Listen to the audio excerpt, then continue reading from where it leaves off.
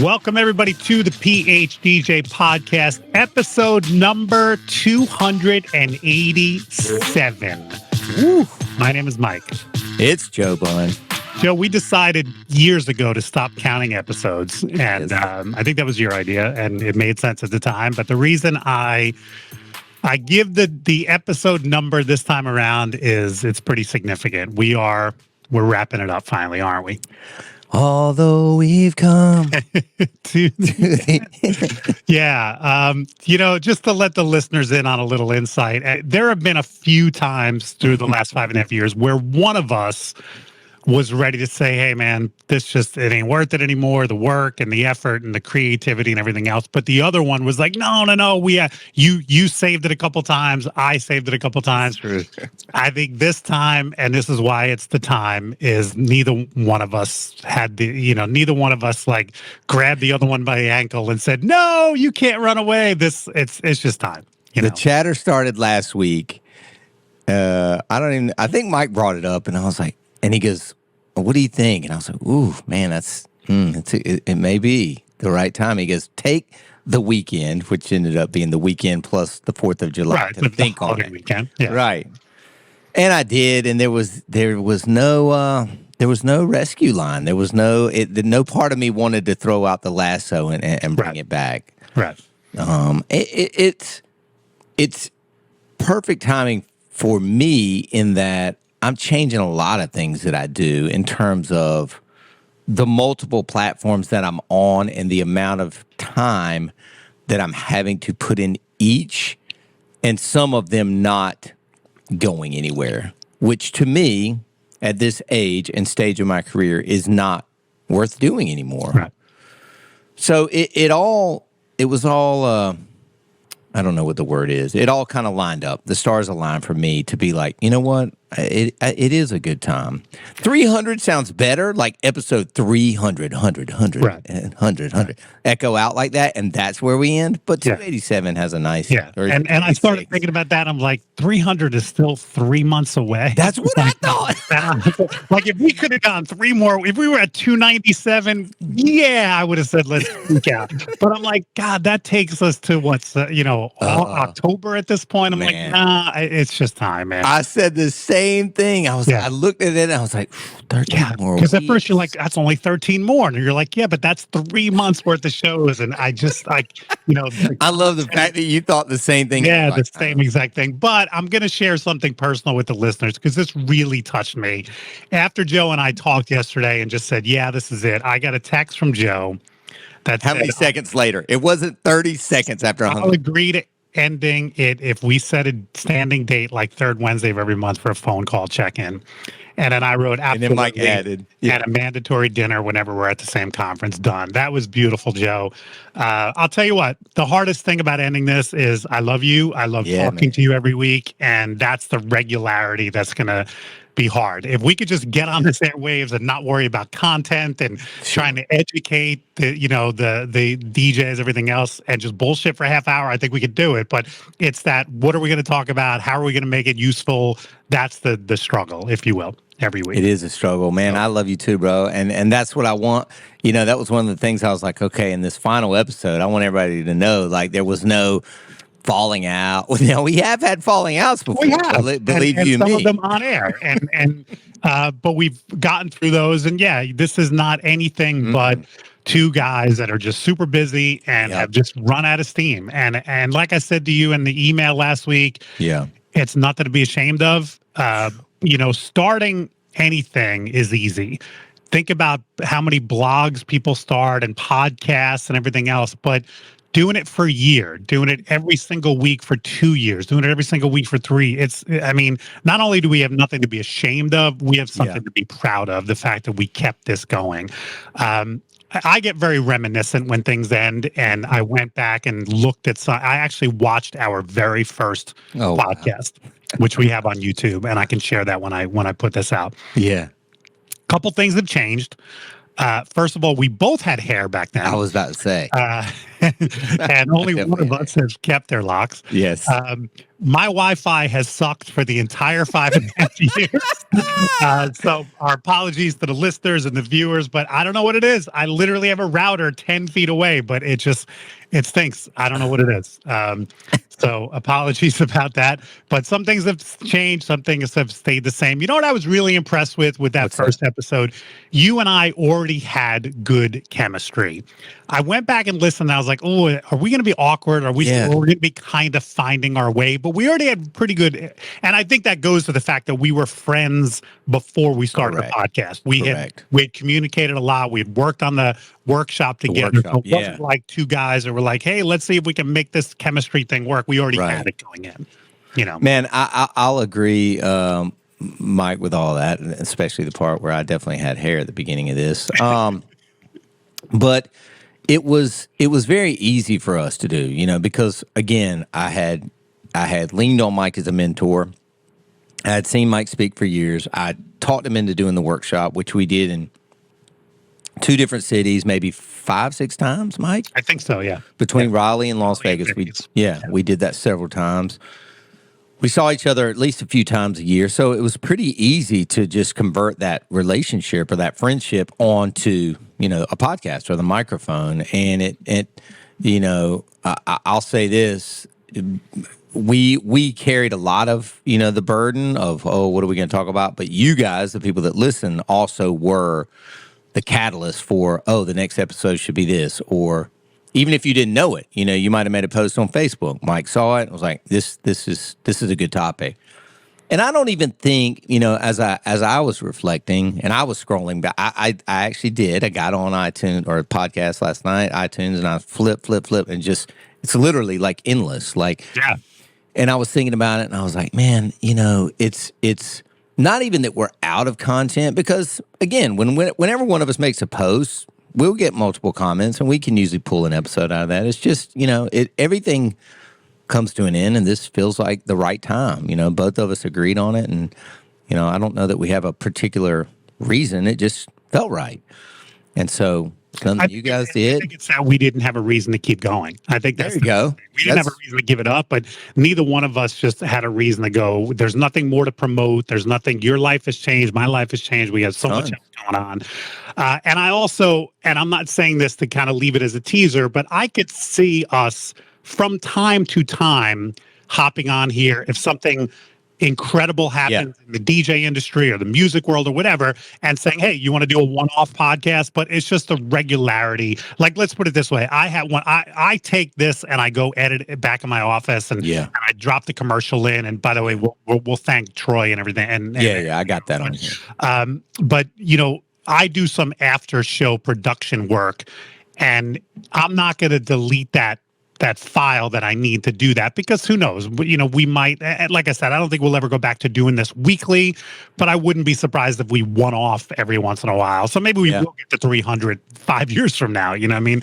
I was going to say the same thing. Like, please don't think these are going to get pulled down. You know, we're always going to want you guys to go back and reference them, to listen to your favorite episodes.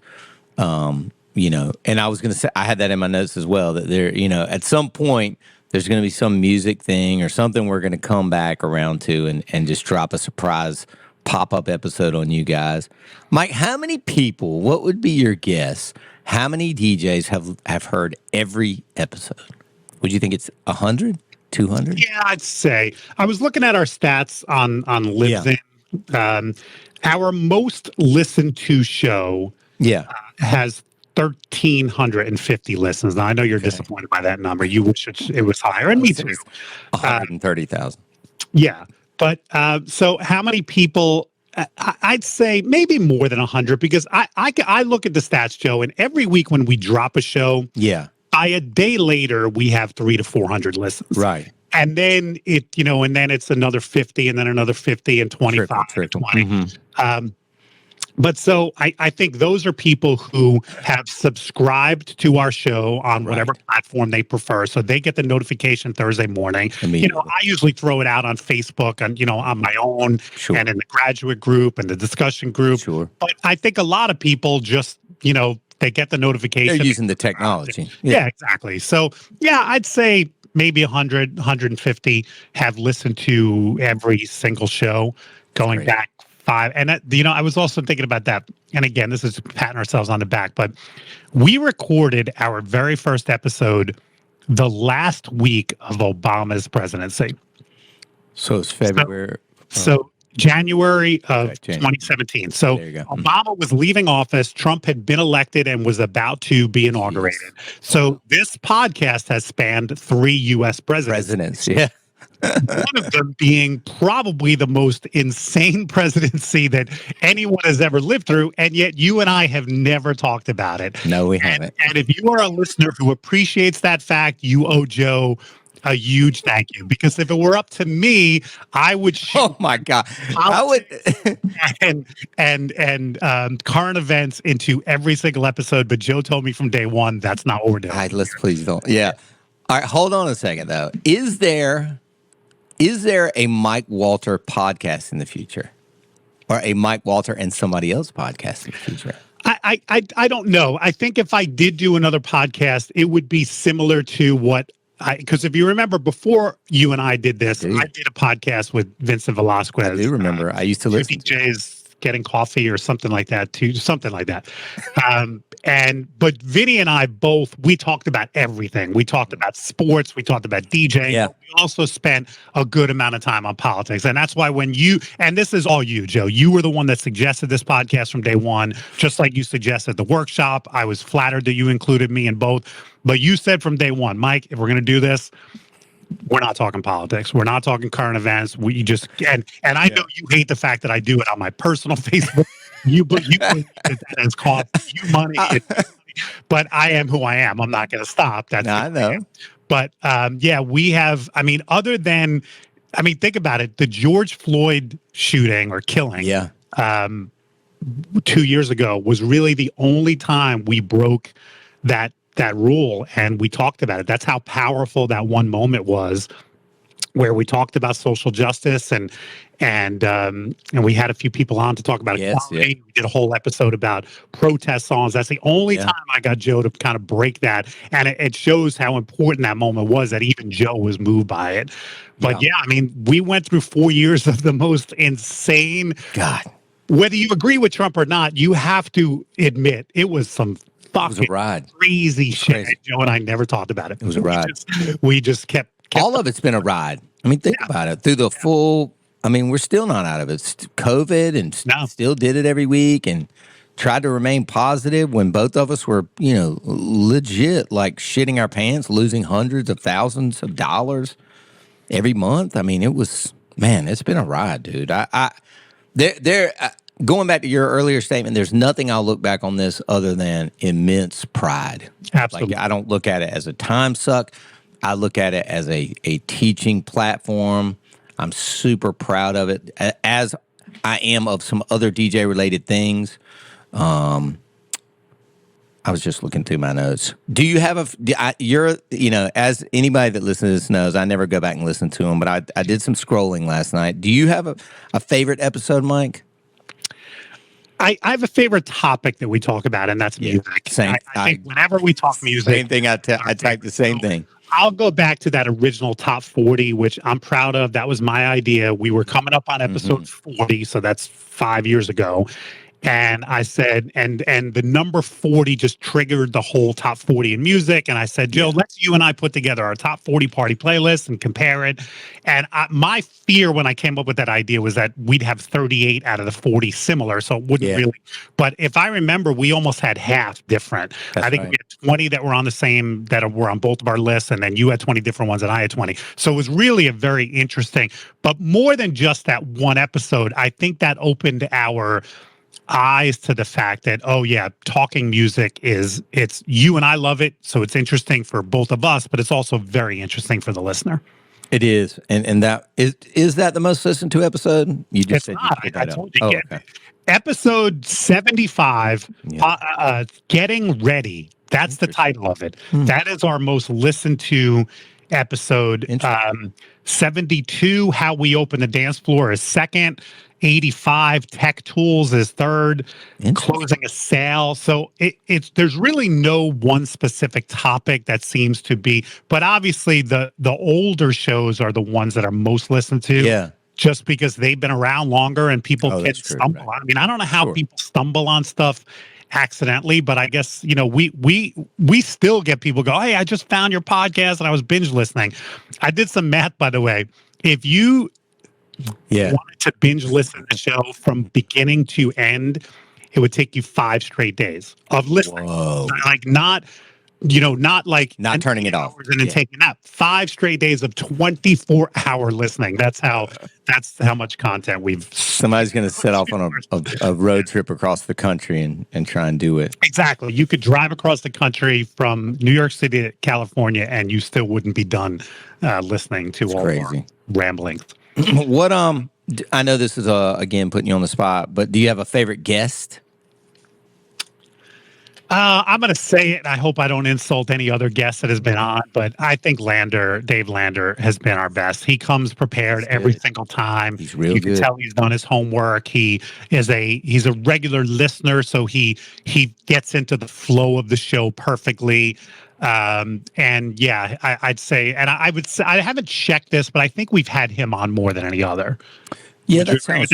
I think so. I mean, I really like, and again, this was more recent history, and that's probably why I feel like it's more top of mind. I loved having Richie on, and Richie, shout out to him. Richie Stedman is kind of our unofficial show producer, but it was very, I guess, enlightening or entertaining to be interviewed by somebody that I love that episode where he interviewed us. That was really cool, because when we have a guest on, we're usually trying to guide the conversation. That's right. Keep it going. We do the research to ask the person questions, but yeah, Richie did that for us, so that was kind of cool. Yeah, and especially somebody that's coming from literally working at a serious radio show that is. He's just polished. He knows exactly what to ask. Right. That the listeners still want to hear without being selfish. You know what I mean? So while we're talking about that, Mike, let's kind of parlay that into some other thank yous. I don't know if you have any people. I mean, obviously you mentioned Troy. You want to just talk about that for a sec? Yeah, I think it's great. I wrote Troy a note this morning. I told him this, because he pays us every month, and I told him to cut the payments off. And it's tons of money, guys. I don't know how I'm going to live with that. My Ferrari up front is so cool. I'm going to jump off my wallet and kill myself. Listen, Troy sponsored us for the last couple of years. I don't know the exact number of years, but he didn't have to, because again, going back to that very first episode, you and I sang the praises of DJ Event Planner. So we talked about DJ Event Planner long before Troy came on as a sponsor. I will talk about DJ Event Planner till the day I retire from this business. It has been a godsend.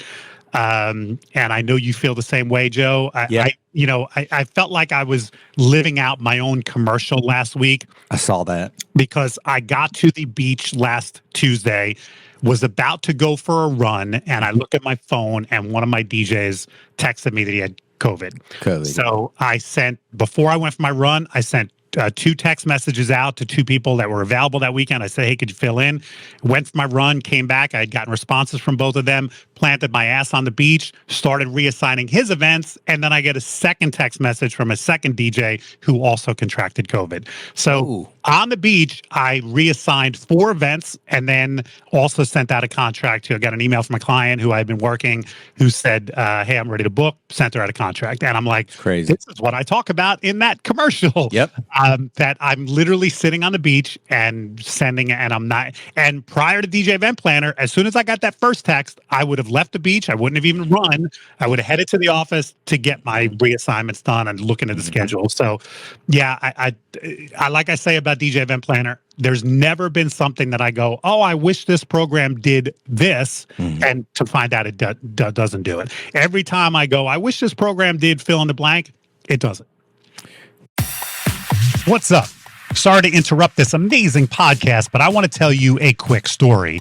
I love the beach, and living at the Jersey Shore, I get to enjoy it a lot during the summer. But because I have DJ Event Planner, I am never out of touch. I have scheduled events from my beach chair and sent contracts to clients while baking in the summer sun. Can you do that? If you have DJ Event Planner, you sure can. This system does it all. It streamlines everything you need to run a successful DJ business in one easy-to-manage system. DJ Event Planner is perfect for solo DJ companies as well as large multi-ops. Your sales will increase with their best-in-the-business CRM tools and automated emails. And your customer satisfaction will go through the roof as your clients start to use the awesome online planning tools. Best of all, there's no software to install and no backups to worry about. So hit pause on this podcast, head to djeventplanner.com and start your free 30-day trial. Then you can return and finish listening to all of our brilliance. We mentioned Richie. Definitely Mike Dussault over at EV. He sent us these mics month one. We had probably 100 listeners, and he sent us these nice microphones that we've been using the whole time. So definitely shout out to them. Man, obviously you guys, anybody that listened, if you turn somebody on to it, even better. Like, thank you for sharing it. We never really got, deep into sponsors. Oh, John Young, of course. We can't not mention him. John put up carries our show on his YouTube channel, which helps Disc Jockey News. By the way, those Libsyn stats don't include that. That's right. So to go from 1350 to 130,000, maybe YouTube is making it. That's right. Maybe John Young did that. He pushed us into the hundreds of thousands. Right. So make sure you're subscribed on YouTube to Disc Jockey News, and the paper is back, right, Mike? Don't you write for the paper? Yeah, it's a quarterly publication now, and I'm back on the cover. Above the fold. That's exactly right. Yeah. We talked about our contract. We're going to have a standing call and dinner at every conference we go to. Absolutely. We talked about that. Yeah. Speaking of which, Atlantic City, Monday night again? You want to do that? Lock it in. Good. Can we get back to that same place? Should we? Yeah, it was good, right? It was on the ocean. Yeah, it was cool. Yeah. I don't remember the name of it. Well, I won't say it because then we'll have all of the reason the property last year was so that we could actually have a quiet dinner. So I'm not going to sit here and say the name of the restaurant. I'm kidding. We'll be mobbed by fans. Right. Basically, we get away from our fans. I will say this, and I think Mike would agree as well. For those of you that are somewhere in your podcast journey, I am always glad to be on as a guest. And I think, Mike, when he can, would you say the same, Mike? People ask you to be on different programs. I don't know that I've ever said no to anybody who's asked me to be on their podcast. As long as we can fit it into my schedule, by all means. I was about to say the exact same thing. And then parlaying that into, things that I would like to just mention, as a kind of a shameless self-promotion.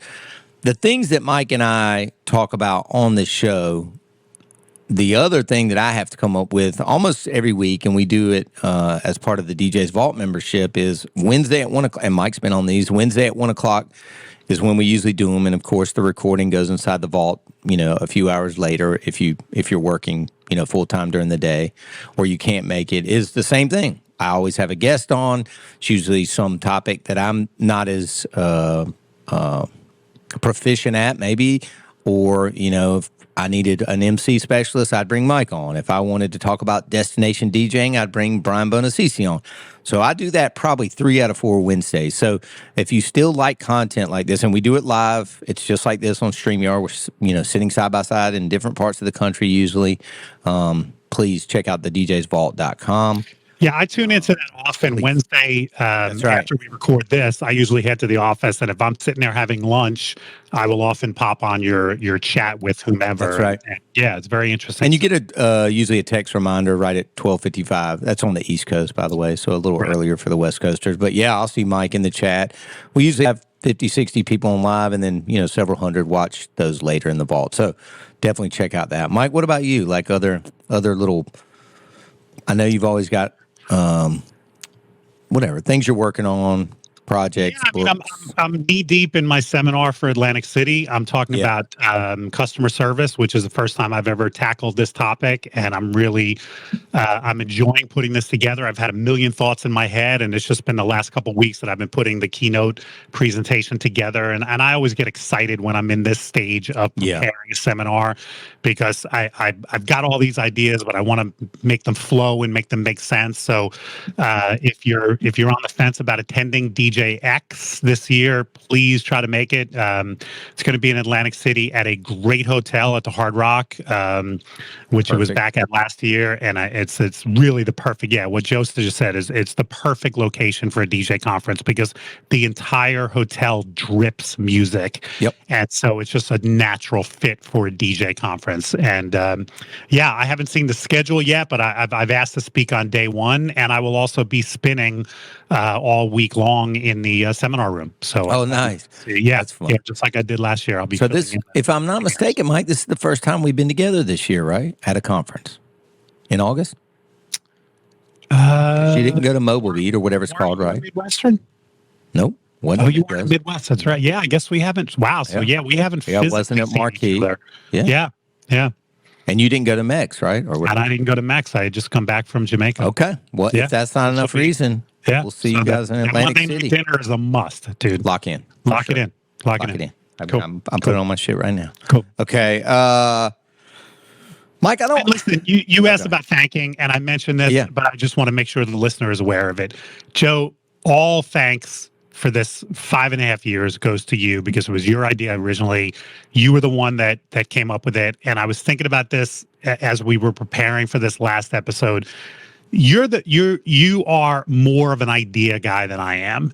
I think my biggest challenge is when I think of an idea, I often think of, but then what am I going to have to do this, to do this, to do this? Is it going to, I have a governor in my head and I don't think you have that. And that's what has made you incredibly successful in your life. You just go, let's do this. And then you run at it. And you were the one that came up with the idea for the workshop and included me, and I was honored. And when you came up with the idea to do this podcast, I mean, it was originally to promote the workshop, but it has far outlived us doing the workshop. So, again, 5.5 years later, this whole thing would not have happened were it not for your idea and your, pushing the ball and getting it going downhill. So, man, I have to thank you for it. I honestly, I wouldn't have done it with anybody else. I mean, same thing. I know I did have the idea. I did want to do it, but I knew I didn't want to do it alone. Answering my own question I asked you earlier, there is no Joe Bunn podcast spinoff like those bad I don't see me talking to a microphone. I can't do it. Yeah, I was trying to do it on my YouTube channel for a while. Yeah, I watched Nick Spinelli. I give him a shit ton. I know he has guests on from time to time, but I mean, for the most part, it is just Nick talking. Yeah. And I give him a ton of credit because I need that co-host to kind of play off of. Man, I couldn't agree with that more. So, but man, I thank you. Like I said, Mike's been a mentor to me. I wouldn't have done it without him. I couldn't have done it without him.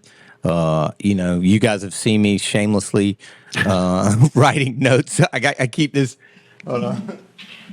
The only reason I keep Post-it notes on my desk anymore is so during the podcast, I'll scribble off, be like, "Oh, you should be doing that, Joe," and I'll make notes as we're recording. But man, I'm super stoked we did this again. I couldn't be more proud. And I still think that there's some surprise episodes that everybody's going to go nuts over every once in a while. We'll pop in here and do something with you guys or for you guys, and maybe even just for us. Who knows? And so let's talk real quick, though, Mike. I know you're. I guess I know you're a huge reader. Are you a podcast listener? I wouldn't say I go out of my way to listen to podcasts. Okay. Like you're not subscribed to a bunch where it goes bing, bing, bing every week? No, I'm not. The biggest thing is when I drive home from an event, I listen to music on the way to an event. I don't listen to music on the way home from an event. Okay. I'm kind of burnt. I've been thinking about music for the last 5 or 6 hours. So I like to listen to talk radio. And if there's a Howard Stern that I haven't listened to, obviously that's going to be. But sometimes when I have a long drive home, and I've caught up on Howard Stern. That's when I'll pull up a podcast. I'll pull up, Alex Neppa's Sips and That's Ish. right. I was going to just mention a few other ones for people that are panicking. They don't have something to listen to. Kristen Wilson's I There we go. listen to from time to time. Hers is called Live, Love, something. But Kristen Wilson, find her. Sips and Ish is the name of Alex Neppa's. Brian, his travel. I'm going to see the Travel Blend DJ is Brian B. I got that one on here. Absolutely. And I also, going back to Dave Lander, and I don't want to suck up to the guy too much, but anytime I see Dave, because I don't think Dave has his own podcast, but he is often a guest. He is, yeah. If I see so-and-so's podcast with special guest Dave Lander, that's one I bookmark and I add that to my listen to on Drew and Fuse, those guys are really good. They both are editors for DMS. And then Shorty, Radio Shorty down in South Carolina, and Hi Kevin Garrity that works for Clock. They have one. And we mentioned Spinelli. Does Spinelli actually put it out as a podcast, or is it just a YouTube show? I think it's a YouTube show, and he's smart. He does what I know what you were saying last week about he puts out his whole show, but then he also splices and he puts up like this teaser 5-minute thing, and it's not. I wouldn't even call it a teaser because it's just 5 quick minutes. Oh of content. So you can either go watch the whole thing, or you can go, oh, I just want to hear him talk about this, and it's just that moment. It's funny. You just said for those listeners who are going to be panicked that they don't have this. Did you ever see The Truman Show? Yeah, Jim Carrey. Jim Carrey. Yeah. It's one. It's one of my favorite movies. It's one of those movies. Give me just like a 30-second, because it basically predicted the whole reality TV thing. Yeah. Okay. Right. He's born. And he becomes this star of the show. He's the only one that's not aware that everyone around him is an actor, and the town he lives in is phony, and everything else. And as the movie goes on, they show every once in a while people watching it. Like there's these 2 old ladies that are sitting on a couch. There's a guy in a bathtub watching it. There's a couple security guys. And when the movie ends and Truman leaves his made up world, they all sit there for a second, like, oh my God, what am I going to watch now? I've been so engrossed in this. And then immediately they switch the channel. And then they find something else. So there's that moment of, oh my God. And then immediately they just click the channel. I totally remember this movie, man. So it was almost illusions that our listeners are going to have this empty hole in their life. They'll fill it immediately. It goes, and and then they go, oh yeah. Now, hey, remember back? Didn't Joe and Mike have a pod? I don't remember. Maybe they did. Who knows? I hope y'all give us more than that, man. And definitely, please, if you miss an episode, go back and listen to it. Go back and start from episode 1. I promise you, I don't feel like there was ever. Even that one we did a couple weeks ago that was kind of self-fulfilling prophecy or whatever. I was going to say, last week we talked about what we would have done. I think that might have been the show that made me go, we are adamant. I mean, I'm talking about how 35 years ago I might have been an umpire. Like, I don't know. To me, other than I was interested that you were selling Camel cigarettes and everything. Other than that, I was like, I think this might be a sign that we're out of ideas. I was wondering what sparked that. I was wondering what sparked that phone call. You were like, "What do you think?" And I was like, "Oh man, something got in his head or something." Maybe it's time, baby. I thought I thought it might be nice to go out with last. Dances. And by the way, thanks to Chris Cruz, who recorded the opening and closer from, I think, over a year ago. Oh, easily over a year ago. But I plan on ending this episode with if we can come up with our favorite last song. And if not, I'll probably do mine because I'm the one editing it and not you. Do you have, give me a couple of favorite last songs. And I know there's not one song to end the night with, but give me a couple that you love ending a night with. Okay. I still, especially down here, love Wagon Wheel as a closer. You saved it all night for a closer. Wow, that surprises me. Especially here. And I always play the Old Crow, unless requested, I always play Old Crow Medicine Show instead of Darius. Okay. It's that line, if I die in Raleigh, at least I will die free. And it's just like an anthem down here. Yeah. They go ape shit. Yeah. I'll still hold shout sometimes till the end. Me too. I always play the Otis Day and the Nights from Animal House. I never play the Isley Brothers. Just FYI. And one more before I give. I've had the time of my life. Still, Dirty Dancing. Not the whatever it was called, Dirty Bit. Right. But the OG from. That's on my list. Yeah. I'll give you a local one since you gave me a local one. And I know you never play this and maybe never even heard of it. Southside Johnny. Southside Johnny is kind of like the poor man's Bruce Springsteen. He came up with Bruce, never got nearly as big. He does a song called I Don't Want to Go Home. Interesting. Which I have used many times as a closer here, especially if I have a group that loves Jersey Shore rock and roll. That's a great number, but again, that would be a regional thing. Yeah. The Dirty Dancing song, absolutely. One More Time by Daft Punk. Oh, that's a good I absolutely love. One of the things that I love, that I look for, I should say, in a last song is some kind of break or instrumental part that I can do a lot of voicing over. Sure. Shout out to the bride and groom one more time. Mention where they're going on their honeymoon, that type of thing. And one more time, Jesus, there's like drops. There's like a minute and a half drop in that song. So you can, you might get doing a whole epilogue in there. Exactly. We could do a whole podcast during that. So that's a favorite of mine. But I'm going to give you the OG one. I think Donna Summer's Last Dance is still the greatest closer. First of all, it starts slow. Slow song. That's right. So you could do a penultimate song as a slow song. Yes. By the way, one last fancy word for our listeners, penultimate. Great. And then go into that, and you don't even need to say a word. It just comes right out as a slow song and then picks up. I use an extended version, which has 2 instrumental breaks in it. So that's 2 times where I can shout out. First time, I usually shout out to the guests, give yourselves a big hand. You guys have been phenomenal, blah, blah, blah. Second time, one more shout out for the couple.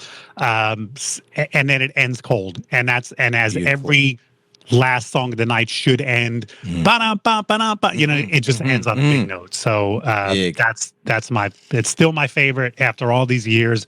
It's the song that I compare every last dance I can possibly play with. I still like I Got a Feeling sometimes for the right crowd, especially if it's on the list. The Black Eyed Peas? Black Eyed Peas. Yeah. And I love when I've done the homework and there's tons of New Yorkers there. Sinatra, New York. Yep. And then there was one more. I don't know if you knew this, but that's more of a Yankee song than a Met song. Ooh, the Yankees, after every home win, they play that. So they've kind of bogarted that song. You mean the Mets have or the Yankees have? The Yankees have. Interesting. Yeah. Okay. And then there was one more. What was it? Sorry. Somebody's calling me while I'm trying to look at my nose. That's so funny because the very first episode, you took a phone call. Did I? You were at your office and the phone rang. I do remember that. That's when I had a landline. I had a landline. I think that was it. Closing Time by Semisonic. Oh, closing I love time. it. Yeah. I'm not a big slow song guy at the end of the night, but Green Day's Time of Your Life is phenomenal. Even though if you listen to the lyrics, it's kind of a breakup song. Right. But I have sentimental value with that too. Kelly and I ended our wedding with that song. Oh, nice. So it reminds me of that. And Bublé Save the Last Dance is also. I love that. Boom. I like that one. Well, now, so what? I'm shocked that you haven't said this one. This was the one I was trying to think before that person was calling me. Don't Stop Believing. I thought that was like I use that Jersey a lot. closing. I will often use that earlier in the night, so I haven't saved it for the closer. But yeah. I mean, that's I told this story before on the podcast, but I remember playing that years ago. And as it's playing, it's just it starts out, and this girl runs up, and her face is panic stricken, and she's like, "Is it over?" And I'm like, "Is what over?" And she goes, "The party." And I go, "No, why?" And she goes, "In New Jersey or New York or whatever, this is always the last song at a wedding." And I'm like, "Honey, this is like the 7th song." I'm like, "No, it's not." You know what's funny, Joe? Here's another sign that it's time to end this podcast. You have told that story 6 times. Multiple times through the years. So I said once. That is definitely. And by the way, shameless plug, if you follow me on Mixcloud, I just uploaded a set from last Thursday night. It was my final hour. And I loved it because the groom was from Sri Lanka. I hope I'm pronouncing that correct. And he had given me a number of songs, ethnic songs that I was able to work in with American stuff. As I told my mixer at one point, 130 BPMs is 130 BPMs in any language. And so I was able to mix those. But that one ended with Don't Stop Believing. So if you want to go back and listen to it, final hour for Cajun. Find that on Mixcloud. And Caitlin, find that on Mixcloud. And I ended that one with also just I'll still plug Mike's stuff. DJMikeWalter.com. He definitely has the book, the On This Day in Music there. He has A Wedding with Mike Walter, I think, is there. I have all this stuff. Everything that he has, buy it. If you are looking for DJ furniture, bungear.com. We're taking orders now. As you know, we only do a limited run of 100. They're being made at a brand new factory in Arizona. The fulfillment, the manufacturing, everything, I couldn't be more excited about it. And they will be delivering in August. Promise. So with all the world, the price did go up, just like gas and the whole world, but amazing piece of furniture. I'm going to be mentioning that in my seminar because I talk about what is customer service, and one of the facets of customer service, I believe, is appearance. Yeah. What you're wearing, what your office looks like when people come in, and also what your setup looks like. And I'll give you a shameless plug during that. Okay, thank you, my friend. And listen, everybody, I don't know.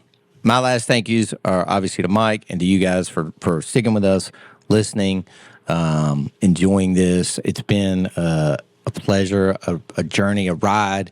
It is absolutely what I believe that part of my mission was, or my life was, and I think Mike would agree, was not only to be a DJ and to be really good at entertaining people, but to pass along what I've learned. Yeah. Mm-hmm. And I can't say thank you enough for people that have followed us and bought our stuff, gone to our seminars, been a member of this or that or the other. It's been a ride, man. Listened and gave us feedback. I mean, one of the things I love about going to DJ shows is having people say, "Hey, man, love the last podcast. Thanks for this. Thanks for that." Did you watch This Is Us? What's this? The TV show This Is Us. Yeah, about the family. Yeah. Kelly was a huge fan. Some of it. So I wound up. Got real sad to me. Very end, it got sad. The very last episode, I forget which character said this, but he said, or she said, if something makes you sad when it ends, I'm getting really emotional. It must have been pretty wonderful when it was happening. And I thought of that in this wrap up. It's making me a little sad that this is ending. Not sad enough that we should keep going, but sad enough to go, well, that just shows how wonderful it was to do this. That's a great quote. For 5.5 years. So yeah, man, I appreciate it, man. Honestly, we wouldn't have done it without y'all. So, and I wouldn't have done it without Mike, and I wouldn't have done it without you, my friend. God damn. Should we keep going? No, let's end it right there. I love you. I love you too, bro. All right, we're setting a call when we get off this. Thank you guys, everybody, for listening. Leave some comments under. We're going to post this on our each of our pages and all over. So leave some comments, show us some love, and we'll see you guys next month in Atlantic City in person to shake some hands and just.